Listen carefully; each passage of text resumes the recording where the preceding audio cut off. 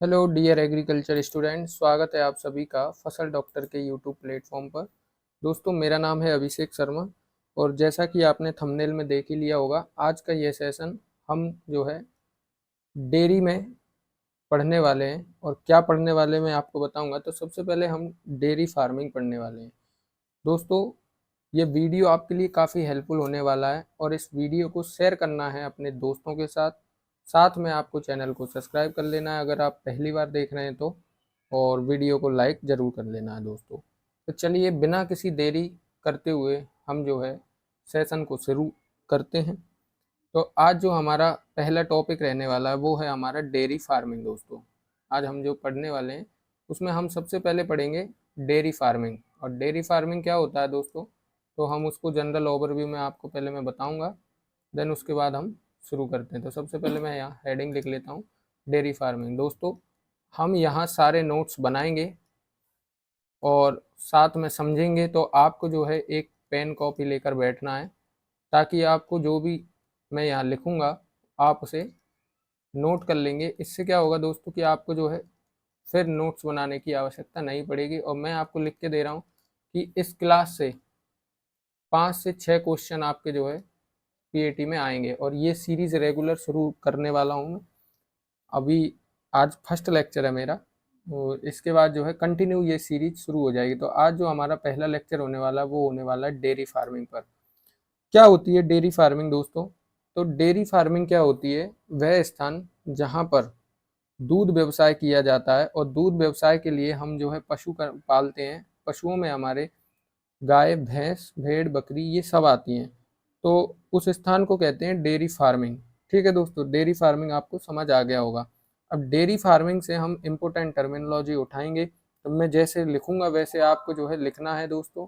और आपको जो है एक अच्छा नोट्स बना लेना है। नोट्स अगर आप यहाँ बना लेंगे तो आपको जो है क्विक रिवीजन करने में आसानी होगी जब आपका एग्जाम होगा। तो चलिए दोस्तों, सबसे पहले हम एक इम्पोर्टेंट टर्मिनोलॉजी है डेयरी व्यवसाय में, और वो है अपनी श्वेत क्रांति। श्वेत क्रांति, या जिसे बोला जाता है व्हाइट रिवोल्यूशन।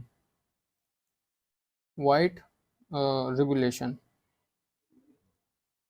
रिवोल्यूशन। तो ये है दोस्तों अपनी श्वेत क्रांति।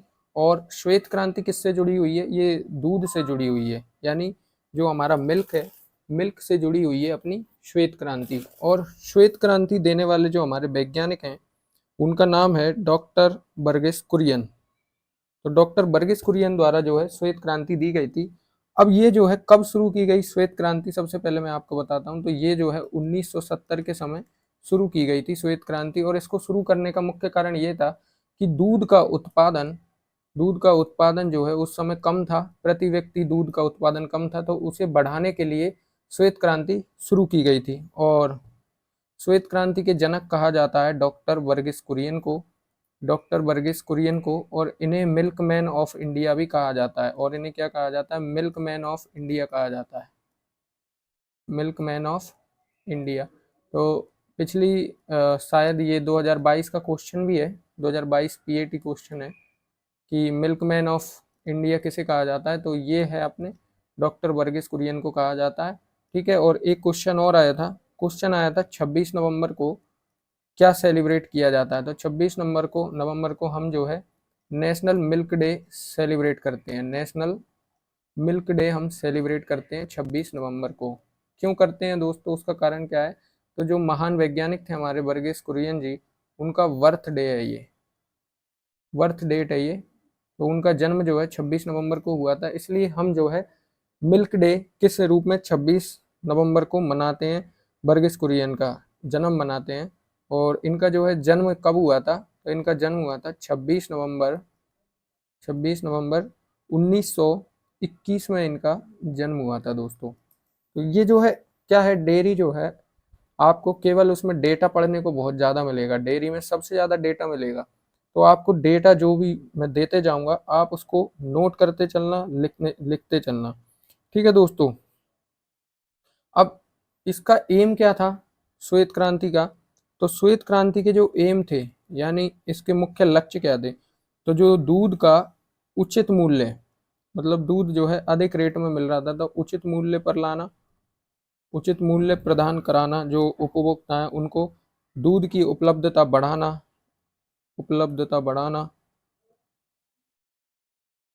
उपलब्धता यानी अवेलेबिलिटी। और अवेलेबिलिटी किससे बढ़ेगी दोस्तों? तो जब प्रोडक्शन बढ़ जाएगा, तो प्रोडक्शन भी इन्होंने बढ़वा दिया। वो कैसे बढ़वाया? वो सारी प्रोसेस है, ये 3 चरणों में पूरा हुआ था। कितने चरणों में? 3 चरणों में, यानी 3 फेज में जो है ये कंप्लीट हुआ था। और वो 3 फेज भी हम पढ़ने वाले हैं, उससे पहले हम 2 इंस्टीट्यूट के बारे में समझेंगे। तो इतना आपको समझ आ गया होगा दोस्तों। चलते हैं आगे। अब पहले हम इसमें जो हमारे डेयरी व्यवसाय में जो मुख्य इंस्टीट्यूट हैं उनके बारे में हम थोड़ा जान लेते हैं, देन हम आगे चलेंगे।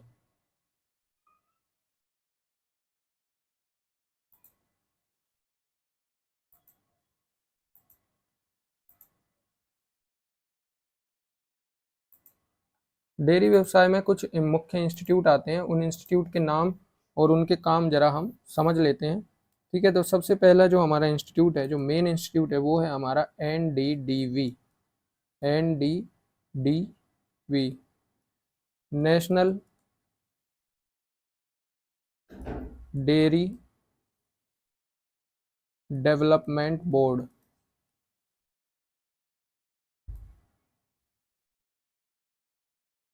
तो ये है हमारा NDDV दोस्तों। और NDDV क्या है? राष्ट्रीय डेयरी विकास बोर्ड है। इसकी स्थापना जो है 1965 में की गई थी, 1965 में। और इसका जो मुख्यालय है, जो इसका हेडक्वार्टर है दोस्तों, इसका हेडक्वार्टर है अपना गुजरात में। हेडक्वार्टर कहाँ है? गुजरात में। हेडक्वार्टर है इसका गुजरात में। और NDDV का मुख्य कार्य डेयरी की परियोजनाएं बनाना, यानी प्रोजेक्ट तैयार करना। जितने भी प्रोजेक्ट हैं वो ये तैयार करेगा अपना NDDV। और रिसर्च करना किस पर? मिल्क, अपने जो डेयरी फार्मिंग, इस पर जो है रिसर्च कौन करेगा? NDDV करेगा। साथ में जो प्रोजेक्ट होते हैं उनको लागू भी यही करेगा, प्रोजेक्टों को लागू करेगा, यानी उनको एस्टेब्लिश करेगा और हमारे जो है क्षेत्रों में लाएगा कौन? NDDV। इसके अलावा एक और बोर्ड आता है मिल्किंग क्षेत्र में, और वो है हमारा दूसरा। और ये है हमारा IDC। IDC, Indian Indian dairy commission. Dairy commission, इसकी स्थापना दोस्तों 13 जनवरी 1970 को हुई थी। 13 जनवरी 1970 को हुई थी। ठीक है दोस्तों। और इसका मुख्यालय कहाँ बनाया गया? दिल्ली में बनाया गया। इसका जो हेड ऑफिस है वो दिल्ली में बनाया गया। ठीक है दोस्त। और इसका काम क्या है?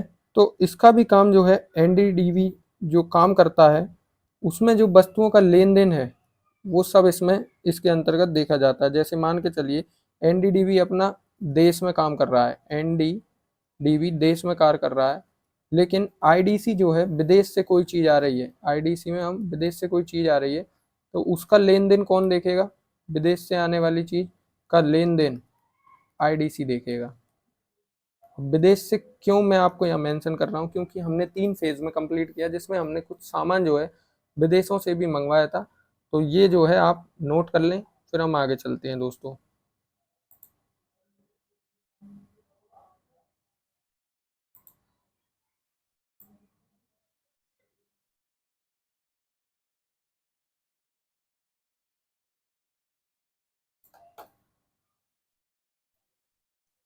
आपको दोस्त साथ में नोट करते चलना है। रीज़न ये है कि इसकी PPT आपको मिल नहीं पाएगी दोस्तों, तो हम साथ में ही जो भी है आपको साथ में ही नोट करते चलना है। इसकी PPT आप तक मैं नहीं पहुंचा पाऊंगा क्योंकि ये हमारे सिस्टम में जनरेट नहीं हो पा रही है। ठीक है दोस्तों, चलिए फिर आगे चलते हैं। तो इसके जो है 3 फेज थे। पहला पहला फेज कब शुरू हुआ था? तो फर्स्ट फेज जो है अपना चला था 1970 से 1978 तक। 1970 से 1978 तक हमारा फर्स्ट फेज चला। और सेकंड फेज जो है 1978 से 1978 से 1985 तक चला, 1985 तक हमारा सेकंड फेज चला। और थर्ड फेज हमारा 1985 से, थर्ड फेज 1985 से कब तक चला दोस्तों? 94 तक चला। ये सबसे लंबा पीरियड था। ठीक है दोस्तों, तो जो हमारा पहला चरण था उसमें कुल लागत जो थी, ये पहले तो आपसे डेट पूछ लेगा, वो डेट नहीं पूछेगा तो उसमें वो खर्चा पूछ लेगा कि पहले में कितना खर्चा हुआ, दूसरे में कितना खर्चा हुआ, तो वो कुछ भी पूछ सकता है। देखो वो तो क्या है, मंगल ग्रह पर है, तो आप उसकी तो टेंशन मत लेना, जो एग्जामिनर है वो आपसे कुछ भी पूछ सकता है। तो पहला जो हमारा फेज था उसमें हमारा टोटल खर्चा था 116.4 करोड़ रुपए, 116.4 करोड़ रुपए की खर्चा आई। और इस समय हमने क्या डेयरी क्षेत्र में विश्व की सबसे बड़ी परियोजना शुरू की थी। ये जो हमारा फर्स्ट फेज था ना, अब तक विश्व में कोई भी परियोजना ऐसी शुरू नहीं की गई थी, तो ये सबसे बड़ी परियोजना थी जिसमें हमने क्या किया था, यूरोपियन कंट्रीज से हमने सपरेटा दूध, दूध चूर्ण और बटर ऑयल मंगाया था। क्या मंगाया था? विदेश से क्या मंगाया था? विदेश से हमने सपरेटा मिल्क, सपरेटा मिल्क जानते हैं, जिसमें से मिल्क अलग कर लिया जाता है और बाद का बचा हुआ हिस्सा अलग कर लिया जाता है। सपरेटा मिल्क मंगाया और मिल्क पाउडर मंगाया, मिल्क पाउडर और बटर ऑयल। तो सर इन्हें मंगाने की क्या आवश्यकता थी? देखो दोस्तों, इन्हों हमने दूध नहीं मंगाया, हमने क्या मंगाया? सपरेटा और मिल्क पाउडर और बटर। तो ये रॉ मटेरियल हमने मंगाया और रॉ मटेरियल को हमने यहाँ के इंक्लूड कर दिया और क्या बना लिया हमने? हमने बना लिया मिल्क। हमने क्या बना लिया दोस्तों? मिल्क। तो ये एक प्रोसेस थी, ऐसे हमने शुरू किया 18 डेयरी संयंत्रों पर। ये जो है फर्स्ट फेज में हमने इसको 18 संयंत्रों पर इस चीज को शुरू किया। इसमें हमने ट्रेनों का भी उपयोग किया था काफी ज्यादा। ठीक है दोस्तों, तो इसमें पहले हमने महानगरों को शामिल किया। कौन कौन से महानगर शामिल किए? तो हमने इसमें, वही लिख देता हूँ मैं, इसमें हमने दिल्ली, दिल्ली को शामिल किया। ठीक है, कलकत्ता जैसे महानगर, मुंबई,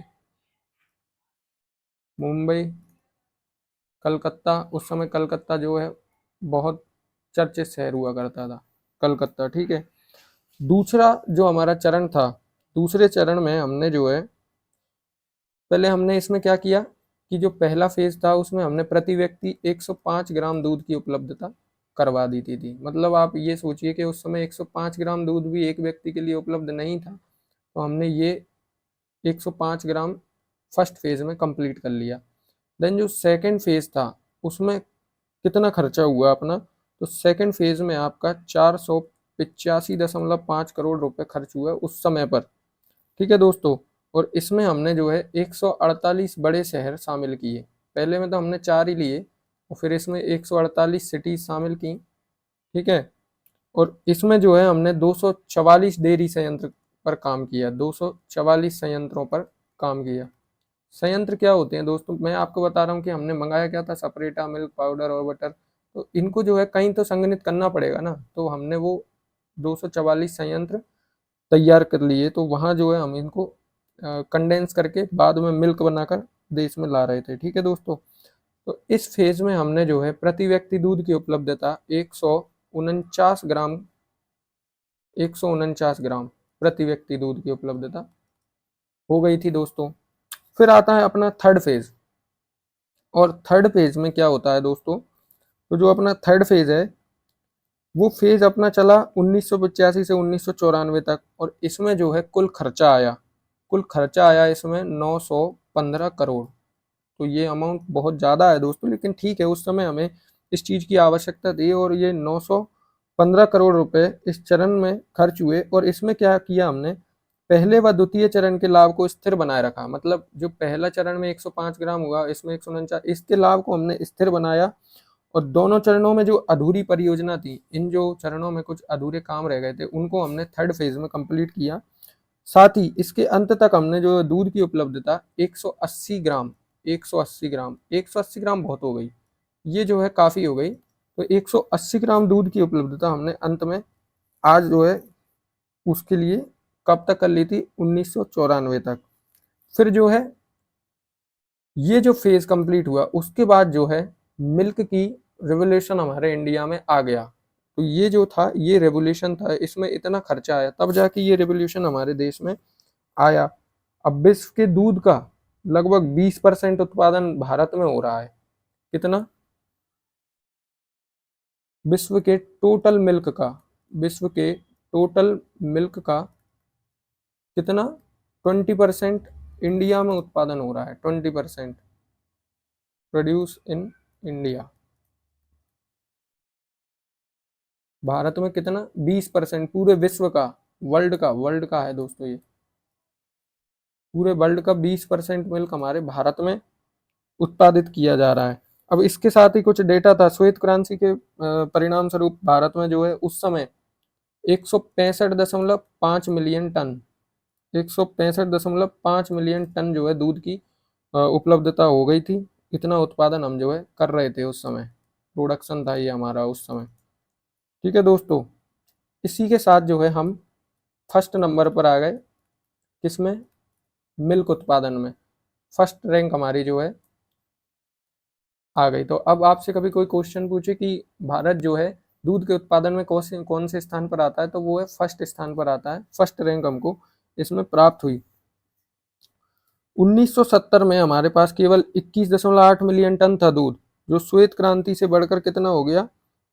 अ, हमारे पास जो है 165.5 मिलियन टन हो गया। और अभी जो है बढ़कर 355 से 400 ग्राम तक प्रति व्यक्ति अब हमारे लिए दूध उपलब्ध है। ठीक है। और एक वैज्ञानिक रिपोर्ट के अनुसार हमें जो है कम से कम एक दिन में, वन डे में 280 ग्राम दूध पीना चाहिए। 280 ग्राम दूध पीना चाहिए, डेली इनटेक है ये, होना ही चाहिए दोस्तों। और ये पूछा जाता है एमपी पीएटी में, कई बार पूछा गया क्वेश्चन है कितना दूध पीना चाहिए डॉक्टर के अनुसार। तो डॉक्टर के अनुसार 280 ग्राम दूध हमें प्रतिदिन पीना चाहिए। 2012 की जनगणना के अनुसार अगर देखें, 2012 की जनगणना के अनुसार भारत में जो है पशुओं की संख्या 512 मिलियन थी, 512 मिलियन थी। और अभी जो है ये बढ़कर कुछ और हो गई होगी, नया डेटा मैं आपको जल्दी अपडेट करा दूंगा, जो कि पूरे वर्ल्ड की 16 से 18% है। 16 से 18% है टोटल वर्ल्ड की। तो इतनी जो है पॉपुलेशन हमारे देश में अभी पशुओं की है दोस्तों। चलिए इसके बाद हम बात करेंगे दूध व्यवसाय के बारे में। तो हम नेक्स्ट पेज ऐड कर लेते हैं इसमें, ऐड पेज। और इसको मैं कलर दूंगा, कलर इसको वाइट रखते हैं इसको कलर। ठीक है दोस्तों, तो ये वाइट कलर रख दिया मैंने। और मार्कर ले लेते हैं हम थोड़ा सा लाइट, जैसे कि रेड ले लेते हैं, रेड ठीक रहेगा। और मार्कर साइज ठीक है दोस्तों, अगर ना हो, जो भी इम्प्रूवमेंट करना हो मुझे कमेंट बॉक्स में आप बता दिया करो कि सर ऐसा कर लेना, तो वो मैं कर लिया करूँगा। ठीक है दोस्त, तो अब डेयरी का व्यवसाय के बारे में समझते हैं। डेयरी व्यवसाय, डेयरी व्यवसाय, ये दोनों भाषाओं को ऐड करने के कारण मेरा थोड़ा क्या है ये बिगड़ जाएगा, और मैं जो है डेयरी और ऐसे लिखूंगा, तो थोड़ा आप कर लेना एडजस्ट। डेयरी व्यवसाय, और इसकी मार्कर की थिकनेस कम करेंगे थोड़ी सी। अब डेयरी व्यवसाय क्या होता है? तो जो डेयरी व्यवसाय है ना हमारे इंडिया में कैसे चल रहा है, तो इंडिया में जो है, इंडिया में छोटी छोटी इकाइयों द्वारा, छोटी छोटी इकाइयों द्वारा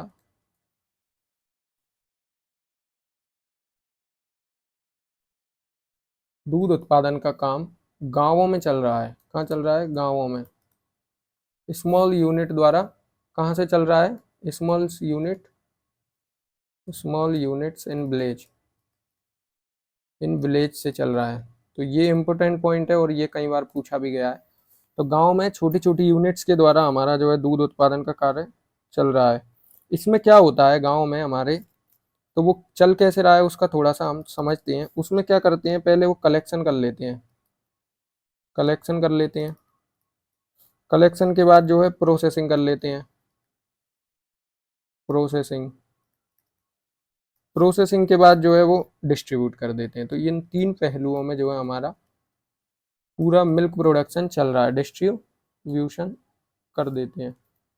अब कलेक्शन क्या होता है दोस्तों, तो किसान से हम पहले कलेक्ट करेंगे और उस दूध को प्रोसेस कर लेंगे। अब प्रोसेस में क्या करते हैं दोस्तों, तो प्रोसेसिंग उस चीज़ को कहा जाता है जब किसी एक फॉर्म को दूसरी फॉर्म में चेंज कर दिया जाए। जैसे मान के चलिए हमने मिल्क को जो है, मिल्क को मिल्क पाउडर में परिवर्तित कर दिया, तो ये क्या हो गया दोस्तों, प्रोसेसिंग हो गया।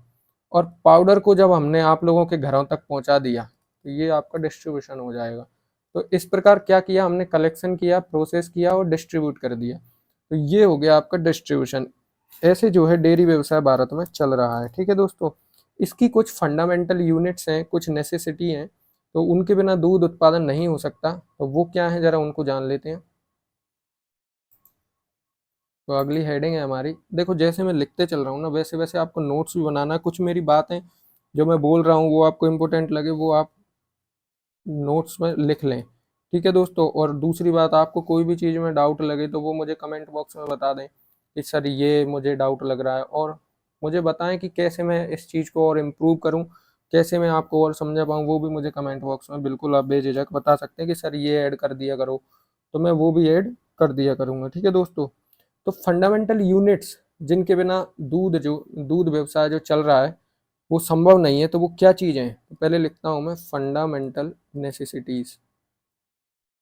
फंडामेंटल नेसेसिटीज क्या है, तो ज़रा उन पर हम एक नज़र डाल लेते हैं क्या क्या है।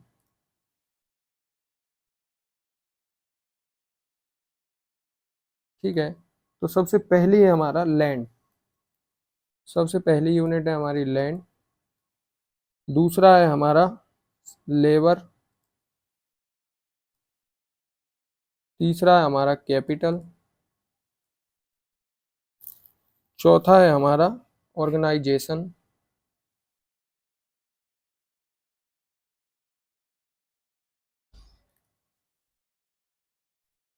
ऑर्गेनाइजेशन, और पांचवा हो जाएगा हमारा इंटरप्राइज। इंटरप्राइज। तो दोस्तों ये ऐसी चीज़ें हैं, इनके बिना जो है हमारा डेयरी व्यवसाय चलना संभव नहीं है। मान के चलिए आपको पशुओं के रखने के लिए लैंड नहीं है, तो आप पशुओं को रख नहीं पाएंगे, तो कैसे व्यवसाय शुरू करेंगे। तो लैंड जो है basic unit of the dairy farming, आप कह सकते हैं लैंड जो है बेसिक यूनिट है। और इसके बिना तो अगर ये सब हैं, ये चारों भी अगर हैं हमारे पास और लैंड नहीं है, तो हम जो है डेयरी व्यवसाय नहीं कर सकते। फिर हमारे पास लेबर भी होना चाहिए दोस्तों। जब ज़्यादा पशु हो जाते हैं तो उनके कई सारे ऐसे काम हैं, उनके लिए लेबर की आवश्यकता होती है। और शुरुआत में कैपिटल हमें लगानी पड़ेगी, क्योंकि ऐसा तो है नहीं है कि आप बिना पैसा लगाए और शुरू कर दो, तो ये संभव नहीं है। आपको कहीं ना कहीं पैसा लगाना पड़ेगा।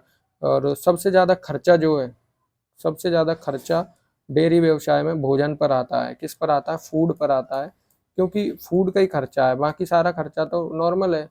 गायों को सबसे ज़्यादा क्या लगता है, फूड लगता है, उनको और कोई चीज़ तो नहीं लगती।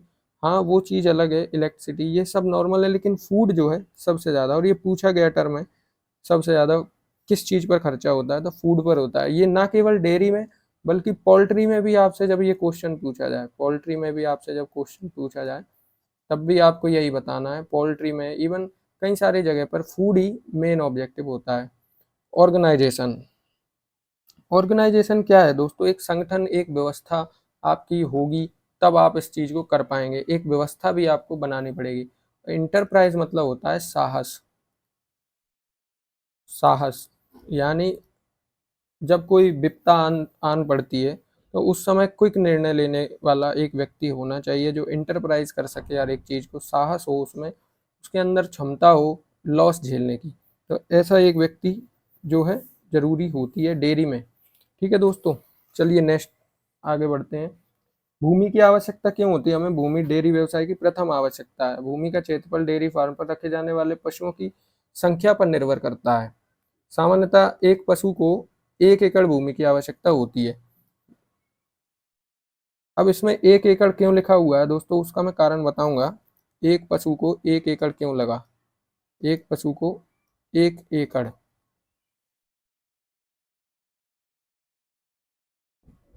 ठीक है दोस्तों, इसके बारे में समझेंगे, ये यूनिट ज़्यादा है, क्यों है उसका मैं बताऊंगा, ये एक बार पूछा गया है इसलिए मैं आपको बता रहा हूँ।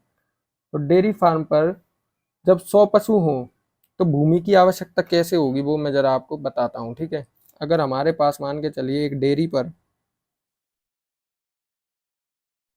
पर 100 पशु हैं, या बोले तो एनिमल हैं, 100 एनिमल हैं, तो लैंड की कितनी आवश्यकता होगी, लैंड की कितनी आवश्यकता होगी। ये डेटा आपके लिए बहुत इंपॉर्टेंट है, कई बार पूछा गया है, ठीक है दोस्तों। तो देखो, चारा उगाने के लिए, अभी वही मैं चीज़ आपको बता रहा हूँ कि 1 एकड़ क्यों है, उसमें हम बताएंगे। पहला हमारा होगा चारा उगाने के लिए, चारा उगाने के लिए, चारा उगाने के लिए, ठीक है। तो इसको कहेंगे पास्चरल के लिए। पास्चरल के लिए क्या होगा, दूसरा आपका चारागाह के लिए, मतलब चरने के लिए जो जगह होती है उसे कहते हैं चारागाह, चारागाह के लिए, जहाँ हम भोजन पशुओं को खिलाते हैं, वो हो गया आपका चारागाह के लिए कितनी। और भवन सड़क के लिए, भवन और सड़क, सिंचाई के लिए भवन और सड़क के लिए, उसके लिए कितना चाहिए, ठीक है। और अगला है हमारा नगदी फसल। नगदी फसल भी तो लेंगे दोस्तों हम वहाँ, कि बिना फसलों के ही पशुओं को क्या तुम सूखे सूखे में रखोगे। और बगीचे के लिए, तो इन सब के लिए कितनी कितनी ज़मीन हमें चाहिए, उसके अकॉर्डिंग मैं आपको बता रहा हूँ। अभी हम 100 पशुओं की बात कर रहे हैं, पहले मैंने आपको लिखा था कि हमें एक पशु के लिए 1 एकड़ ज़रूरत पड़ेगी, तो वो कैसे पड़ेगी वही मैं समझाऊंगा आपको। चारा उगाने के लिए हमें 50 से 60 एकड़ ज़मीन की आवश्यकता होगी, 50 से 60 एकड़ ज़मीन की आवश्यकता होगी चारा उगाने के लिए। 16 से 20 एकड़ ज़मीन हमें चारागाह के लिए चाहिए, और 16 से 20 एकड़ हमें किसके लिए, भवन सड़क के लिए चाहिए, और 8 से 10 एकड़ हमें किसके लिए चाहिए, नकदी फसल के लिए। तो दोस्तों इनका एक परसेंटेज मैं आपको बताऊं, तो ये लगभग 55% हो जाएगा अपना, 100% मान लो इन सबको, 100%, 100% माना, तो ये आपका 55% हो जाएगा, ये आपका 18% हो जाएगा, और ये आपका 18% हो जाएगा, और ये आपका 9% हो जाएगा। 100, ये टोटल हो जाएगा 100%। तो ये चीज़ें आपको लगेंगी। अब सोचिए 100 पशुओं के लिए हमें 50 से 60 एकड़ चारा उगाने के लिए आवश्यक है, तो आप समझ रहे हो इसमें इतना आपको जो है, एक पशु के लिए 1 एकड़ की आवश्यकता होती है। तो कभी अगर क्वेश्चन आ जाए तो आप कंफ्यूज मत होना, 1 एकड़ लगा कर आना, ठीक है। एक पशु के लिए 1 एकड़ जमीन की आवश्यकता होती है, ठीक है दोस्तों, याद रहेगा। अब श्रमिक की कैसे आवश्यकता होती है, तो हमें क्या है, 2 प्रकार के श्रमिक की आवश्यकता होती है। लेबर, लेबर की कैसी आवश्यकता होती है, तो लेबर चाहिए हमें 2 प्रकार की। 2 प्रकार की लेबर कैसी चाहिए बाबू भैया, तो वो मैं आपको बता रहा हूँ। 2 तरह के लेबर होते हैं, एक होता है skilled labour, skilled labour. Skilled labour कौन से होते हैं दोस्तों, तो जो सीखे हुए होते हैं, पढ़े लिखे होते हैं थोड़े बहुत, उनको स्किल्ड लेबर कहते हैं, ठीक है दोस्तों। पढ़ के भी स्किल्ड लेबर हो जाते हैं आप। और एक होता है नॉन स्किल्ड लेबर, देख रहे हो बाबूजी, पढ़ने के बाद भी बेचारे स्किल्ड लेबर कहला रहे हैं, लेबर ही लग रहा है आगे, ऐसा नहीं है, वो उनके काम है, ठीक है दोस्तों। तो इसमें जो स्किल्ड लेबर होता है उसमें आपका आता है dairy manager, dairy manager, manager को लेबर बता दिया, ये क्या है भैया, ठीक है। और फिर आता है वेटनरी डॉक्टर, एनिमल क्लिनिक से जो आएगा वो, इसको डॉक्टर कर लेना दोस्तों, मैं क्लिनिक लिख दिया है क्योंकि वो एकदम से दिमाग में आता नहीं ना। और दूसरा है अकाउंटेंट, अकाउंटेंट, अकाउंटेंट क्यों ज़रूरत पड़ी सर, तो दोस्तों डेयरी पर पैसे की आवक जावक, पशु पैसों के लिए वो पशुओं का खाना वाना ये सब आता है, तो एक अकाउंटेंट होना ज़रूरी है, नहीं तो तुम लोग कुछ भी कर दो नुकसान, फिर कैसे समझ आएगा।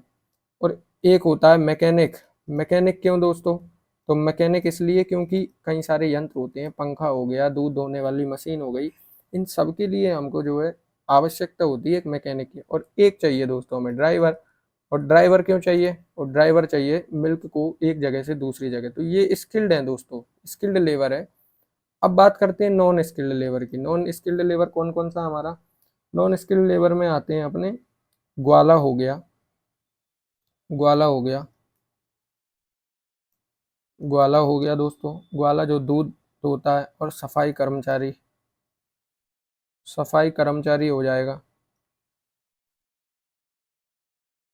और इसके अलावा जो है हमारा चौकीदार, चौकीदार की जो है सख्त ज़रूरत है, नहीं तो भैया रात में ही कोई दूध लेके भाग जाए, आपको पता ही नहीं चले, आप सोते रहो। ठीक है, दूध नहीं, ये भैंसें चोरी हो जाती हैं, भैंसें चोरी होती हैं। ठीक है, क्या होती हैं, भैंसें चोरी हो जाती हैं, उसके लिए जो है चौकीदार रखा जाता है, दूध थोड़ी चुराएगा कोई। ठीक है दोस्तों, फिर चलते हैं, अगर डेयरी फार्म पर दुधारू पशुओं की संख्या 100 है तो श्रमिकों की संख्या कितनी होगी। तो मैं आपको पहले एक बात बता दूं कि जो मैंने अभी लिखे हैं ना, ये फैक्ट अगर आपने नहीं लिखे हैं तो लिख लो, क्योंकि ये फैक्ट जो है बहुत इंपॉर्टेंट फैक्ट हैं, और ये फैक्ट आपको काम आएंगे।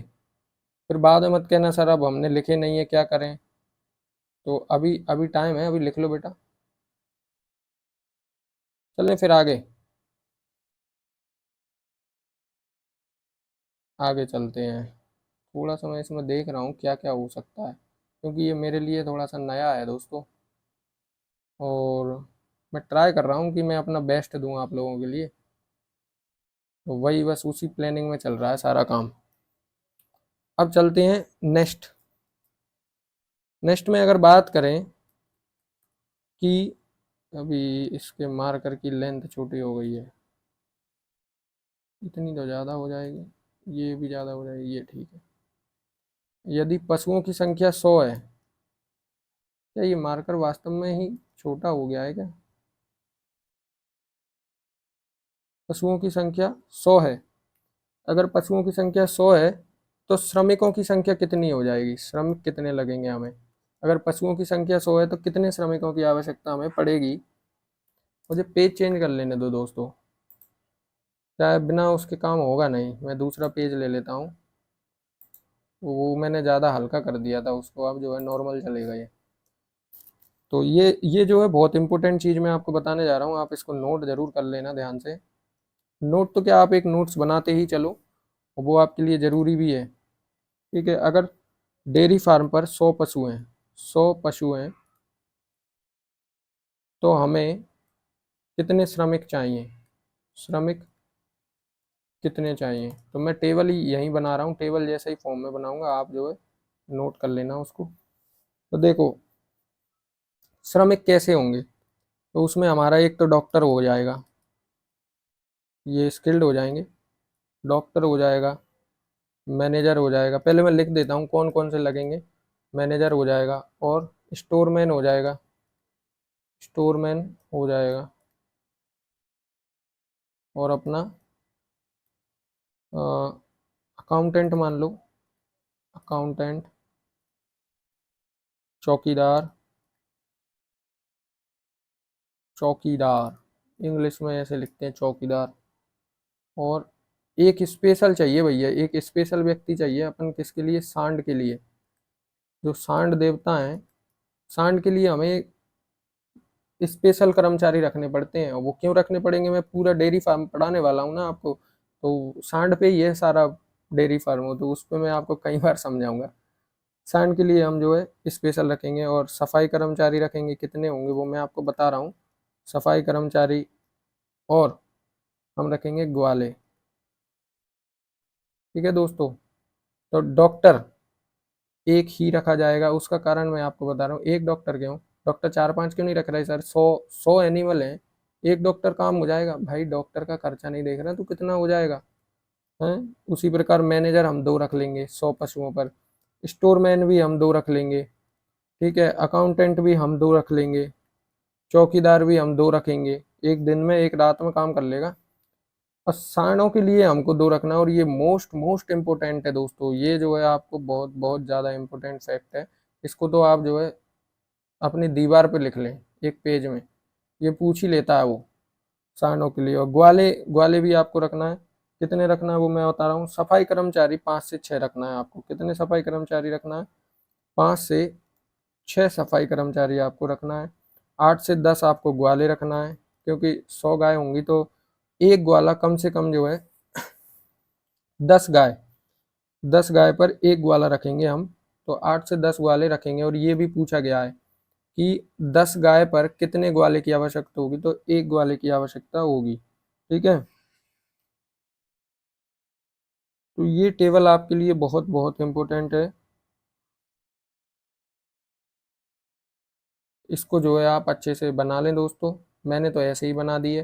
अब चूंकि मेरे पास क्या है, डिजिटल वाला है, तो इस पे थोड़ा पेन चलता नहीं है पेज की तरह, नहीं तो मेरा राइटिंग अच्छा आता है। पर इसमें ये सही आएगा दोस्तों। ये आप लिख लें।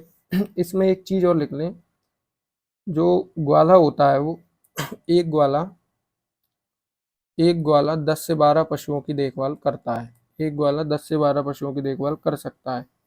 तो ये जो 10 से 12 पशु देख रहा है ना, वो उसमें जो है वो क्या करेगा कि जो 8 से 10 पशु हैं ना एक ग्वाले के लिए, वो अगर विदेशी हैं,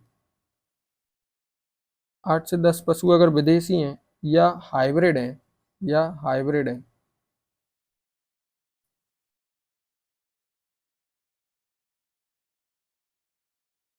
तो एक ग्वाला 8 से 10 के ही कर पाएगा। मतलब अगर एक ग्वाला है और वो 8 से 10 पशुओं को देख रहा है, तो मान के चलिए वो विदेशी या हाइब्रिड गाय है। मैंने थोड़ा इसको पैसिव फॉर्म में बोल दिया, अब एक्टिव में बोलता हूँ दोस्तों। अगर गाय विदेशी हैं और हाइब्रिड है, तो ग्वाला जो है 8 से 10 गायों की देखभाल कर लेगा एक ग्वाला। लेकिन वहीं जो है गाय ड्राई गाय है, जो ड्राई गाय हैं, जिन्हें सूखी गाय बोलते हैं, जो दूध नहीं दे रही, तो वो जो है 18 से 20 की देखभाल कर लेगा एक ग्वाला। सामान्यतः मैंने आपको बता ही दिया 10 से 12 करेगा, विदेशी होंगी तो 8 से 10 करेगा, और अगर गाय सूखी है, अगर वो दूध नहीं दे रही हैं, तो वो कितनी देखभाल कर सकता है, 18 से 20 गायों की देखभाल कर सकता है एक ग्वाला। ठीक है दोस्तों। अब अगला टॉपिक होगा हमारा, ये बड़ी समस्या है यार इसमें। अब इसमें पेज ऐड करने का कुछ आता है क्या? हम्म, कुछ तो देखना पड़ेगा इसमें पेज ऐड करने के लिए। पशुओं की संख्या दोस्तों, नेक्स्ट हम जो पढ़ेंगे वो है हमारा एनिमल पॉपुलेशन।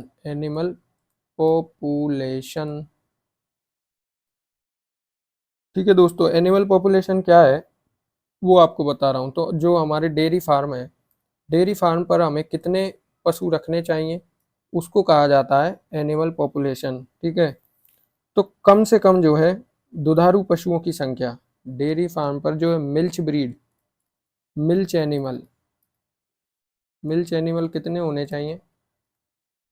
मिल्च एनिमल 50 होने चाहिए, 50 होने चाहिए। ठीक है, और इन दुधारू पशुओं में गाय और भैंस का अनुपात होना चाहिए आपका 3:2।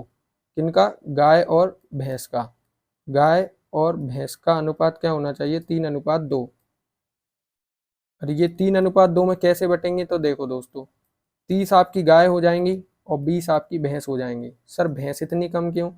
वो इसलिए कि एक भैंस 15 लीटर दूध दे रही है और एक गाय जो है आपकी 3 लीटर दूध दे रही है। तो फायदा किस में है? भैंस में। तो भैंस ज़्यादा क्यों रख रहे हो? कम रखो ना, ये है। और ज़्यादा भैंस रखने का खर्चा भी ज़्यादा हो जाता है बेटा। ऐसा नहीं है कि दूध ज़्यादा दे रही है तो ज़्यादा रख लो, ऐसा नहीं है। इस प्रकार रखा जाता है। तो हमें जो है याद रखना है किस रेशो में रखते हैं, 3:2 में। मतलब 3:2 में हम जो है भैंसों को रखेंगे। ठीक है दोस्तों। अब जो है इसमें एक वो और होता है, एक एक तरह से और पूछता है वो कि पशुओं की कुल संख्या हो, ऐसे मान के चलिए कुल संख्या है, तो कुल संख्या का 4/5 यानी कि 80% जो है गाय दुधारू होनी चाहिए। अगर मान के चलिए 100 पशु हैं आपके फील्ड पर, तो 100 पशुओं में लगभग 80% दुधारू होने चाहिए, और 20% यानी 1/5, 1/5 आपके ड्राई यानी शुष्क होने चाहिए, जो दूध नहीं देते हैं। मतलब ये अगर रेशो है आपका, तो आप जो है डेयरी में सक्सेस हो जाओगे दोस्तों, डेयरी में खूब पैसा छापोगे। बस ये रेशो आपको रखना है। क्या रेशो रखना है? 4/5 का दुधारू गाय रखनी है, और 20% रखनी है आपको 1/5 ड्राई यानी शुष्क। एक बार मैं इसको फिर से समझा देता हूँ। क्या था कि अगर आपके फील्ड पर 100 पशु हैं, तो 100 पशुओं में आपको 4/5 का रेशो रखना है। किसमें? दुधारू गाय में। मतलब आपको 100 में से 80 गाय जो है दुधारू रखनी है, और 20 गाय आपको सूखी रखनी है अगर आपके पास है तो। ठीक है। अब जो 100 दुधारू पशु हैं, यानी कि अगर 100 दुधारू पशु हैं तो उन पर कुछ अन्य पशु भी होंगे, मतलब उनके बछड़ा, उनके साथ सांड, ये भी होंगे, तो वो कितने हो सकते हैं, उनकी न्यूनतम वैल्यू क्या है, वो और हम लिखते हैं। एक और टेबल आप बनाएंगे अभी। तो ये हमने पेज पेज ऐड कर लिया और अब हम चलते हैं नेक्स्ट। तो लिखते हैं 100 मिल्च एनिमल पर, 100 मिल्च एनिमल पर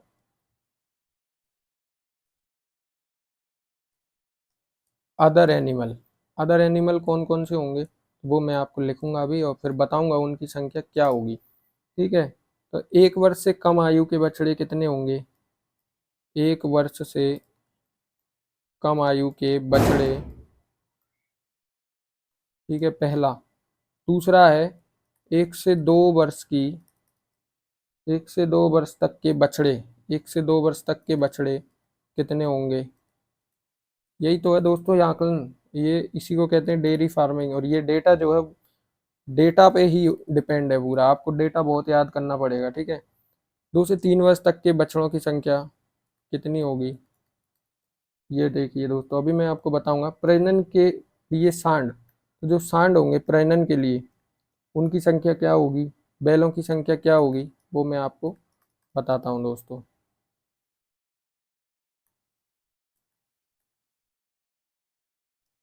तो 1 वर्ष से कम आयु के बछड़े होंगे 50, ये होना चाहिए। पूछ लेता है दोस्तों, आप बोलोगे कैसे कंफर्म हो सकता है दो सर, तो वो ऐसे कंफर्म हो सकता है, उन्होंने एक क्या है, ये सभी के एथिक्स वैल्यू होते हैं, इतने होते हैं, इतना होना चाहिए, ये सब जो है डेटा होता है, डेटा पर चलता है। ठीक है दोस्तों।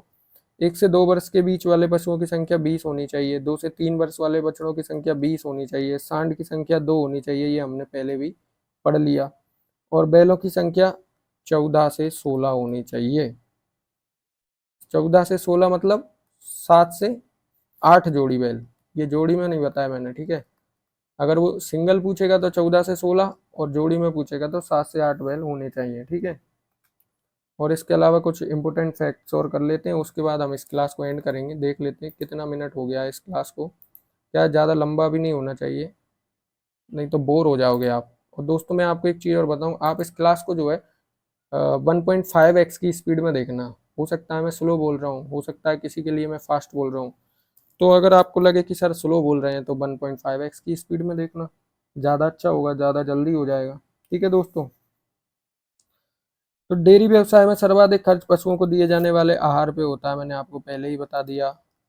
आहार पर सबसे ज़्यादा खर्चा होता है, आहार पर खर्चा, मैंने आहारा लिखा है, ठीक है, सही आप कर लेना।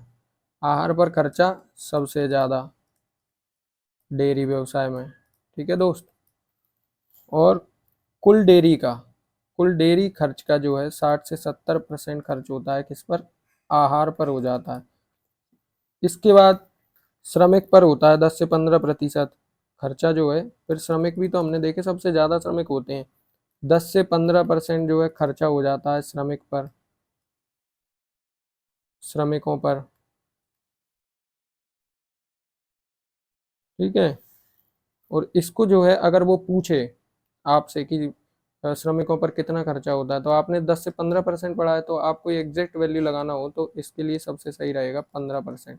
इसको जो है आप टिक करके आ जाना, आपका क्वेश्चन गलत नहीं होगा। ठीक है दोस्तों। अब कुछ चीज़ और बताता हूँ आपको। इंडिया में, इंडिया में सबसे ज़्यादा पॉपुलेशन बफेलो की है, बफेलो की पॉपुलेशन सबसे ज़्यादा है।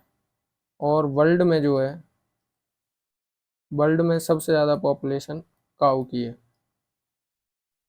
ठीक है दोस्तों। तो ये रहा आज का संपूर्ण क्लास, आपको समझ आया होगा, मैं ऐसी उम्मीद करता हूँ दोस्तों। अगर नहीं आया हो तो मुझे कमेंट बॉक्स में बता देना कि सर मुझे ये समझ नहीं आया, तो मैं तुम्हें पर्सनल जो है गाइडेंस दूंगा। ठीक है दोस्तों। इस वीडियो के डिस्क्रिप्शन में मैंने टेलीग्राम चैनल का लिंक दिया है, टेलीग्राम चैनल का लिंक दिया है, और उसको ज्वाइन कर लो। तो मैं आपको, अगर हो सकता है कभी इसका पीडीएफ बन जाए तो वो पीडीएफ आपको भेज दूंगा, या फिर मैं नोट्स की अरेंज कर दिया करूँगा, आपको नोट्स दे दूंगा। ठीक है। अब वो क्या है, पे पीपीटी इसलिए नहीं ला रहा दोस्त, पीपीटी में क्या रहता है, कंटेंट इंग्लिश में होता है। और वो इंग्लिश में क्यों होता है कि हिंदी के जब शब्द मैं वहाँ उठा के डालता हूँ तो वो जो है इधर उधर हो जाते हैं, भटक जाते हैं। तो अगर आपको, अगर कंटेंट इंग्लिश में मिल जाए और मैं आपको हिंदी में समझा दूँ, अगर आप ऐसा चाहते हैं तो मैं पीपीटी में पढ़ा दूँगा बहुत बढ़िया से। ठीक है दोस्तों, अभी क्लास ख़त्म नहीं हुई है, मैं आपको कुछ बताना चाह रहा था, लेकिन अब चलो वो कल बताएँगे, कल की क्लास में जब हम पढ़ेंगे मिल्क प्रोडक्शन, और मिल्क प्रोडक्शन में हम दूध दोहने की विधियाँ ये सब पढ़ने वाले हैं, ठीक है? तो आपको टेलीग्राम चैनल ज्वाइन करना है सबसे पहली बात तो। टेलीग्राम चैनल ज्वाइन करने के बाद आपको बताना है कि ये कंटेंट ऐसा बना सकते हैं पीपीटी में, सर पढ़ा देना, तो वो चीज़ हमें बता देना। मिलते हैं हम अगली वीडियो में। चैनल को सब्सक्राइब जरूर कर लेना, वीडियो को लाइक कर देना, अपने दोस्तों के साथ शेयर कर देना। धन्यवाद।